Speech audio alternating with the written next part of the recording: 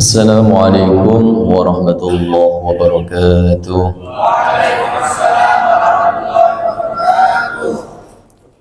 Alhamdulillah. Alhamdulillahillazi bi ni'matihi tatimmus shalihat.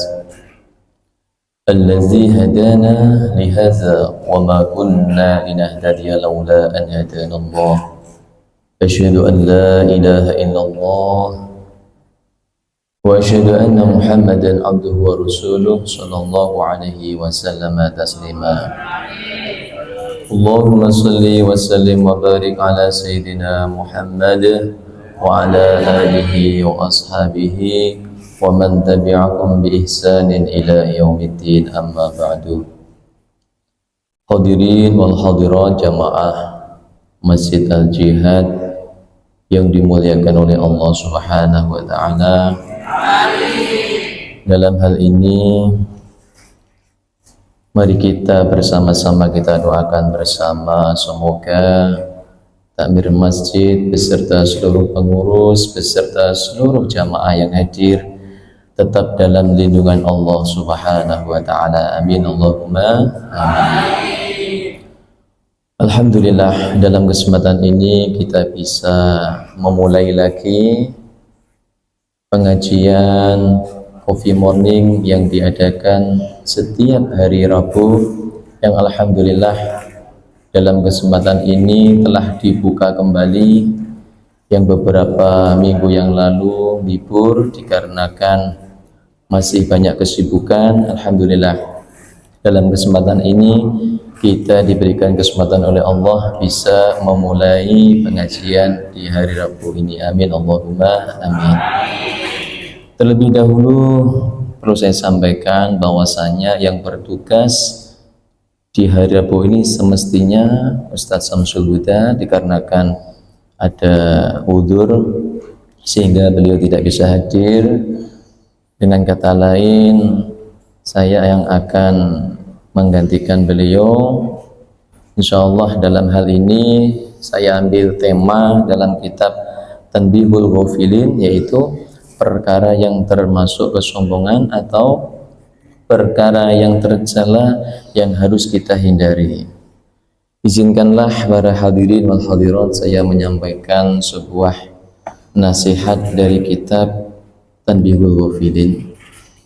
Waruya an Sufyan as-Sawri, diriwayatkan dari Sufyan as-Sawri, annahu qol, sesungguhnya beliau pernah berkata, asyradu asya'a minal jufa, ada 10 perkara yang termasuk kesombongan atau 10 perkara yang termasuk perbuatan tercela yang harus kita hindari. Apa saja 10 perkara yang termasuk perbuatan kesombongan? Yang pertama itu awaluha rajulun aw imra'atun, seorang laki-laki atau perempuan, yad'u li nafsihi, yang dirinya itu berdoa untuk dirinya sendiri, wala yad'u liwalidayhi wal mu'minina. Jadi seorang laki-laki atau perempuan yang dirinya hanya berdoa Rabbana Rabbana, hanya meminta kepada Allah tapi hanya untuk dirinya sendiri. Dengan kata lain, nggak mau peduli mendoakan orang tuanya, nggak mau mendoakan, juga tidak mau mendoakan pula kepada saudaranya muslimin muslimat, itu nggak mau. Orang yang seperti ini, yang hanya egois, hanya berdoa untuk dirinya sendiri, ini termasuk perbuatan yang harus kita hindari, karena perbuatan itu termasuk perbuatan yang tercela. Bisa dikatakan hal yang demikian itu termasuk perbuatan kesombongan. Jadi ketika kita berdoa, hendaknya orang tua yang telah melahirkan kita di dunia ini wajib kita mendoakan.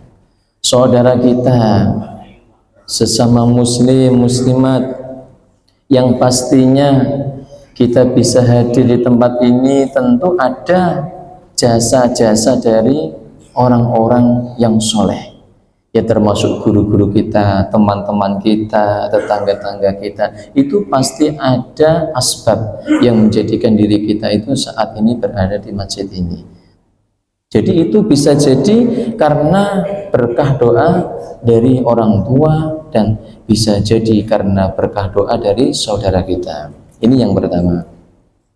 Wasani, dan yang kedua, rajulun yaqra'ul Qur'ana, seseorang yang membaca Al-Quran, wa la yaqra'u fi kulli yaumin mi'ata ayah. Jadi seseorang yang dalam sehari semalam membaca Al-Quran kurang dari 100 ayat. Ini juga tidak termasuk perbuatan yang baik pula, karena kita melihat waktu 24 jam.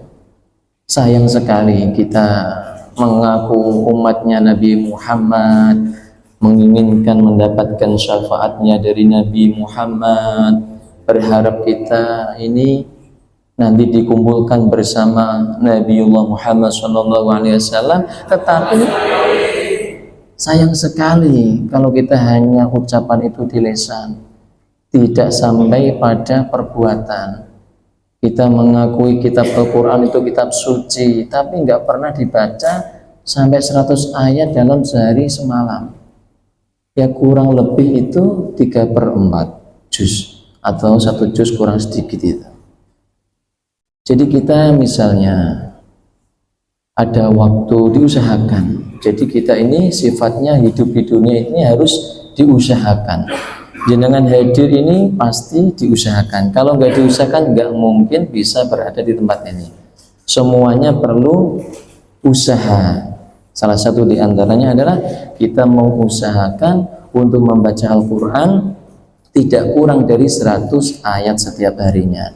Karena ini salah satu metode yang diberikan oleh Rasulullah SAW kepada kita itu, agar setiap hari kita itu berinteraksi dengan Al-Quran. Lebih-lebih kita sambil melihat, meskipun kita itu misalnya ada yang hafal Al-Quran, itu terkadang-kadang hendaknya juga sambil melihat.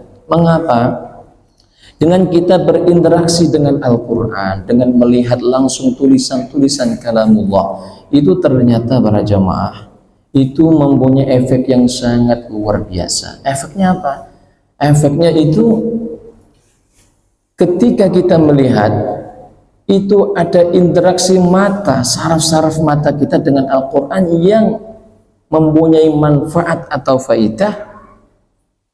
Kita itu dihindarkan oleh Allah dari kepikunan. Jadi kalau ada, Masya Allah, ada orang-orang yang soleh, yang sampai usianya 90-100 tahun, di Jawa Tengah itu ada yang sampai sekarang 100 sekian tahun, itu ada 110 tahun lebih itu ada, Masya Allah, tidak pakai kacamata. Itu ternyata orang soleh yang setiap saat, setiap ada kesempatan itu membaca Al-Quran dengan melihat. Jadi Masya Allah, ternyata itu menghindarkan diri kita itu dari kepikunan. Karena apa? Ada interaksi saraf mata dengan Al-Quran. Meskipun orang itu hafal Al-Quran, itu sesekali, terkadang-kadang diusahakan juga sambil apa? Melihat. Karena hal yang demikian itu manfaatnya yang banyak. Jadi hendaknya kita itu berusaha untuk membaca Al-Quran setiap hari tidak kurang dari 100 ayat. Kalau kita kurang, kita termasuk melakukan perbuatan yang tercela. Wasalisu, dan yang ketiga, rajulun dakhalal masjid wa kharaja wa lam yusalli rak'ataini.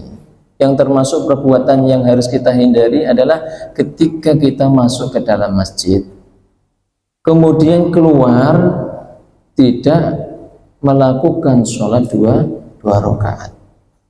Karena ini bagian daripada adab ketika masuk di dalam masjid. Etikanya bagaimana? Ketika kita masuk ke dalam masjid, hendaknya kita sholatlah 2 rakaat yang dikenal dengan sholat tahiyah masjid, atau sholat menghormati masjid. Karena masjid ini rumahnya Allah. Jadi kalau rumahnya Allah ini hendaknya kita punya etika Wong kalau kita masuk ke rumahnya orang ada etikanya, tidak langsung masuk, nggak mungkin, pasti kita tok tok tok tok atau misalnya mengucapkan salam.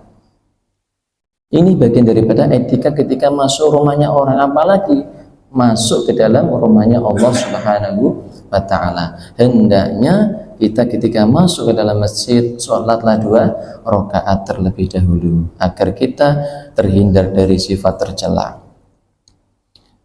Kemudian yang keempat, warabi'u rajulun yamurru 'alal maqabir wa lam yusallim 'alaihim wa lam yad'u lahum.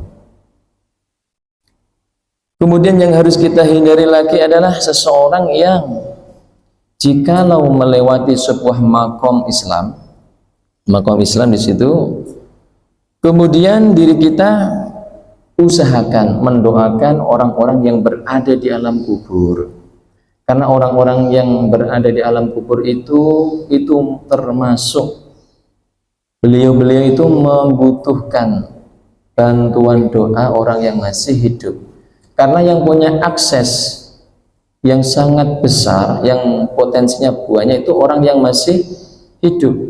Bahkan orang yang masih hidup ketika bersedekah itu lebih utama daripada sedekahnya orang yang telah meninggal, yang diwasiatkan kepada orang yang masih hidup, itu tingkatannya sudah jauh beda. Oleh karenanya sedekah yang diberikan, ditunaikan ketika kita masih hidup itu lebih utama daripada kita punya harta yang banyak, kemudian kita meninggalkan harta yang banyak, dikelola orang yang masih hidup, kemudian disedekahkan, itu pahalanya masih banyak ketika kita masih hidup. Oleh karenanya jangan tanggung-tanggung ketika kita masih hidup, beramallah yang sebanyak mungkin.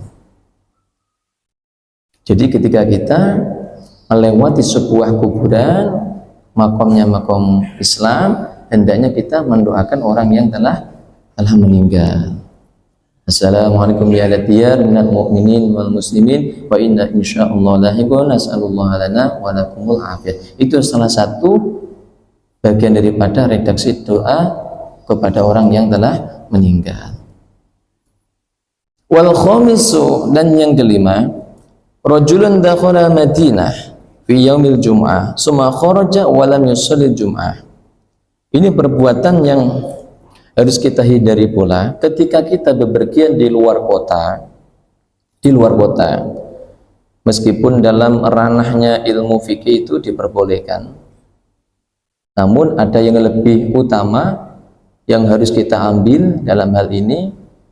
Ketika kita masuk di sebuah kota, misalnya kita bepergian di Blitar misalnya, atau di Solo misalnya, di hari apa? Jumat. Kemudian diri kita itu, ini bepergian, kita kondisinya musafir, ini gak usah sholat Jumat. Padahal ada kesempatan. Ini dengan catatan ada kesempatan. Ada kesempatan seandainya mampir itu bisa. Ada kesempatan kalau ikut sholat Jumatan di tempat itu bisa. Itu hendaknya apa? Berhentilah untuk melakukan sholat Jum'ah bersama-sama di tempat kota tersebut. Ini yang paling bagus. Kalau tidak, ini termasuk kita kurang melakukan perbuatan yang baik. Kok bisa seperti itu ya? Karena sholat Jum'ah ini Masya Allah pahalanya banyak, termasuk Sayyidul Ayyam dari Jumat itu. Oleh karenanya hendaknya ketika kita bepergian dari Jum'ah, sholatlah Jum'ah di kota tersebut. Watsadisu, dan yang keenam, rajulun aw imra'atun nazala fi mahalatihi ma'alimun wa lam yadhhab ilai hadun liyata'allama minhu syai'an minal ilmi. Yang keenam, ada seseorang laki-laki atau perempuan yang tinggal hidup dekat dengan orang yang ahli ilmu, fi mahalatihi ma'alimun, tinggal hidup dekat dengan orang yang ahli ilmu. Kalau seandainya ada masalah tentang agama, dirinya bisa hadir, bisa sowan kepada orang alim tersebut. Walam yazhab ahadu ilai ahadun liyata'allama minhu syai'an minal ilmi. Namun dirinya itu enggan, tidak mau untuk sowan kepada orang yang ahli ilmu di situ. Jadi tidak mau menanyakan persoalan dalam agama, tidak mau belajar agama, padahal di situ ada orang yang bisa dalam hal agama. Lebih-lebih dalam hal ini misalnya sesuatu persoalan yang semestinya itu harus dikoreksi terlebih dahulu, mulai dari misal bagaimana secara tinjauan ilmu fikihnya, bagaimana tinjauan dari ilmu tajwid wal gharibul Qur'annya misalnya, itu harus apa? Dikonfirmasikan atau dicekkan terlebih dahulu kalau emang dalam keilmuannya itu masih kurang. Sebab kalau hal yang demikian itu diabaikan, ini termasuk perbuatan yang tercela. Orang nek sing iso kok ngopo enggak konsultasi. Ada yang lebih tahu, mengapa tidak dikonsultasikan, sehingga ketika ditampilkan itu kurang sesuai standar keilmuan. Inilah yang harus kita perhatikan dalam segala hal. Misalnya kita nggak paham tentang bangunan, tanyalah kepada orang yang ahli di situ. Karena Al-Quran fas'alu ahlal dzikri in kuntum la ta'lamun. Sebab kalau itu diabaikan, nanti akan nabrak. Idza wusidal amru ila ghairi ahli fantadiris sa'ah. Perbuatan yang tidak dipegang oleh orang yang ahlinya itu nanti fantadiris sa'ah akan rusak, akan hancur. Dikarenakan apa? Mengabaikan prinsip-prinsip keilmuan yang ada. Oleh karenanya dalam kesempatan ini jangan sampai kita tanggung-tanggung, jangan sampai kita enggan, sungkan atau yang lain sebagainya untuk menanyakan kepada orang yang ahli di situ. Kemudian yang ketujuh, wasabi'u rajulani tarafaqa wa lam yas'al ahaduhuma an ismi sahibihi. Ini ada seseorang yang bertemu, dua orang yang bertemu, namun ketika dirinya bertemu tidak saling menyapa, satu sama lain tidak saling menyapa. Padahal dalam sebuah hadis yang diriwayatkan oleh Imam At-Tirmidzi itu, ma min muslimaini yaltaqiyani fayatasafahani illa ghufira lahuma qabla an yatafarraqa. Jika ada dua orang yang saling bertemu, kemudian dirinya saling berjabat tangan, illa ghufira lahuma, kecuali dosa-dosanya dua orang tersebut akan dihapus oleh Allah qabla an yatafarraqa, sebelum keduanya ini berpisah. Dengan bahasa yang sederhana, kalau kita bertemu dengan saudara kita hendaknya apa? Bersalaman, berjabat tangan, saling menyapa. Karena hal yang demikian itu termasuk anjuran dari Nabi Muhammad SAW. Manfaatnya banyak sekali. Di samping dosa-dosa kita diampuni oleh Allah, juga Masya Allah, dengan kita berjabat tangan semakin rukun dalam kehidupan itu. Oleh karena itu, jamaah yang dimuliakan oleh Allah, ketika bertemu dengan saudara jangan enggan-enggan untuk tidak bersalaman, jangan. Hendaknya apa? Bersalamanlah. Dengan bersalaman itu merontokkan dosa-dosa. Sebelum panjenengan pisah dengan orang yang jenengan temui itu, Allah mengampuni dosa-dosa kita. Dengan apa? Modal berjabat tangan. Dalilnya mana? Ma min muslimaini yaltaqiyani fayatasafahani illa ghufira lahuma qabla an yatafarraq. Ini dalam sebuah hadis seperti itu. Kemudian yang ke-8, wasaminu rajul da'ahu rajulun diyafati falam yazhab ila diyafati. Seseorang dalam hal ini mendapatkan sebuah undangan, diundang misalnya acara makan-makan atau diundang acara tasyakuran atau yang lainnya, tidak ada uzur, kok dirinya tidak datang dengan sengaja, lebih memilih untuk malah paling yang makan-makan saja, paling yang ngumpul-ngumpul ngono kae guyon, wis enggak datang. Hal yang demikian itu tidak bagus. Ini termasuk perbuatan yang tercela, harus kita hindari. Karena petunjuknya bagaimana? Ketika kita diundang hendaknya hadir. Sebaliknya kalau tidak diundang, kita hadir, itu nanti ada masalah. Jadi kalau kita tidak diundang kok ikut datang, ikut makan-makan di situ, ini secara hukum fikihnya nggak boleh. Mengapa nggak boleh?